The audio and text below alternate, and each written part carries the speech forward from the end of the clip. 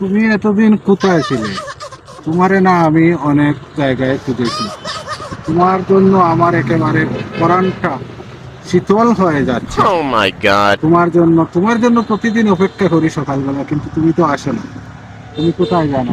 এখনো তুমি অনেক দূরে রয়ে গেছো। এই দেখো, তোমার জন্য আমি মিষ্টি কিনে এনেছি, আপেল আঙ্গুর এগুলা সব কিনে রেখেছি, কিন্তু তোমার তো দেখা পাই না। তুমি কেন আসো না? তোমাকে অনেক রিকোয়েস্ট করি।